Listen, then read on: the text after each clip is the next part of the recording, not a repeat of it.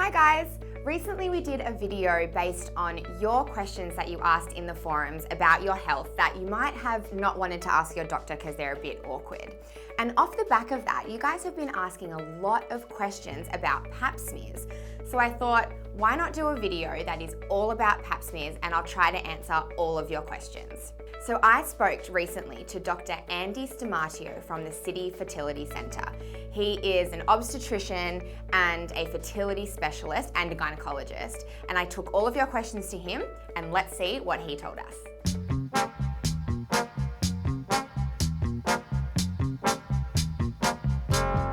Okay, so the first question you asked is, how often do you need to get a pap smear? Some of you are quite confused and had heard some conflicting information about just how often you do need to get a pap smear. And Dr. Andy said that there's a very simple answer, and that is every 2 years. The first time you get a pap smear should be within 2 years of your very first time that you've had sex, and then you should have it every 2 years until you're about 75 years old. The good news is that in Australia, there is a pap smear register, which means from the very first time you have your first pap smear, that you automatically go on the register, and then every 2 years you'll get a reminder either in the mail or from your doctor that it's time for your next one. Okay, so the second question you guys asked is, what exactly does a pap smear test for, and does it include a HPV test? So essentially that is exactly what a pap smear is. Your doctor will send the test away and it'll get taken to a lab where it's then examined under a microscope and tested for any abnormalities in the cells. And it'll also be tested for any changes in the cells which would be caused by HPV. The third question you guys asked is, does a pap smear test for STDs? So Dr. Andy said that it doesn't test for STDs, however, you can request from your doctor to get that additional test, and then they can include that on the pathology report.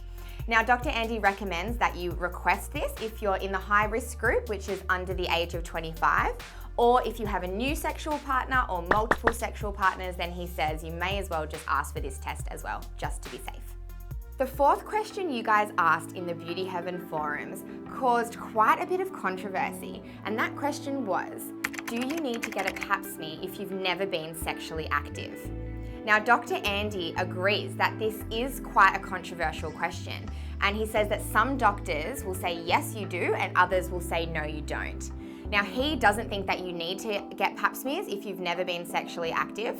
His reasoning behind this is that 98% of cervical cancers are actually caused by the HPV virus, and the HPV virus can only be transmitted sexually. Now, the other 2% of cervical cancers can actually not be detected on a pap smear, so Dr. Andy thinks there's not really much point to getting them if you've never been sexually active. However, because it is a bit controversial, we recommend just chatting to your GP about it and getting their advice. The final question that you guys asked is, do you need to get a pap smear if you've had the cervical cancer vaccinations?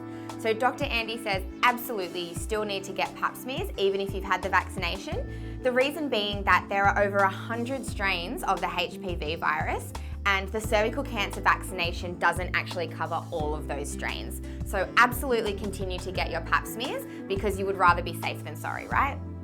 Thanks so much for watching, guys. I hope that I answered most of your questions for you.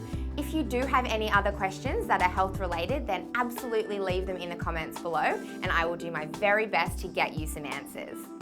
If this is your first time to Beauty Heaven, don't forget to subscribe because there are loads more videos coming your way.